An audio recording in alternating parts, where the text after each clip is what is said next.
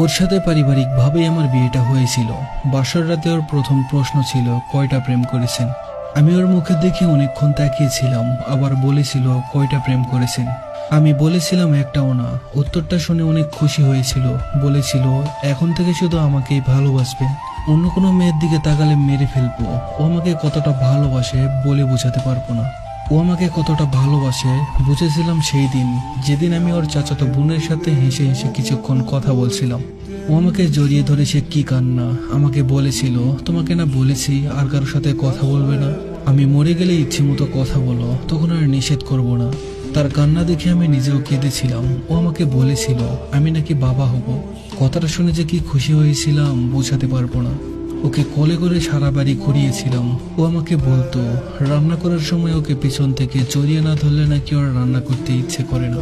আমি ওর সব আবদার হাসি মুখে পূরণ করতাম, বড্ড ভালোবাসতাম ওকে, এখনো বাসি। ও আমাকে বলেছিল আমাকে জড়িয়ে ধরে না ঘুমালে নাকি ওর ঘুমই আসে না, সারা রাত জড়িয়ে ধরে থাকতো। তাই কোথাও রাতে থাকতাম না, যত রাতই হোক বাসায় আসতাম। ও যখন 6 মাসের অন্তঃসত্ত্বা তখন আমাকে বলেছিল আমাকে ছাড়া তোমার কেমন লাগবে গো।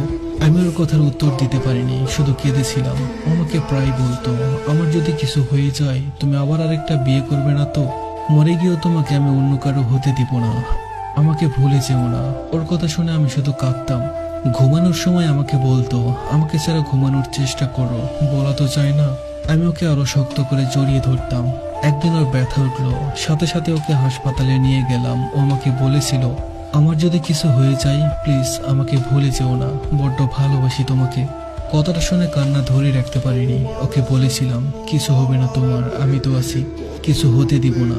ও আমাকে বলেছিল শেষবারের মতো একবার বুকে নিবে। কথাটা বলে হাউমাউ করে কেঁদে দিয়েছিল। আমি কান্না ধরে রাখতে পারিনি সেদিন। ও আমাকে ছেড়ে দিতে চাচ্ছিল না, জড়িয়ে ধরে কাঁদছিল, আমিও কাঁদছিলাম। সবাই হা করে তাকিয়েছিল। নিয়েছিলাম ওকে বুকে, কিন্তু এটাই যে শেষবার বুঝতে পারিনি। বুঝতে পারলে কখনোই ছেড়ে দিতাম না। ও আমাকে বলেছিল আমার সাথে তুমিও চলো, আমার খুব ভয় করছে। ডাক্তারকে কতবার বলেছিলাম আমি ওর পাশে থাকবো, কিন্তু আমাকে যেতে দিল না।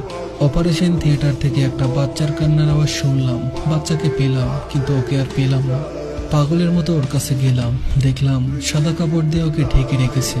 কাপড়টা সরাতেই অজ্ঞান হয়ে গিয়েছিলাম। জ্ঞান ফেরার পর দেখলাম ওকে খাটিয়াতে শুয়ে রাখছে। ওর কাছে গেলাম, বলেছিলাম এই কই যাও আমাকে ছেড়ে, আমার রাতে ঘুম হয় না তোমাকে ছাড়া, জানো না?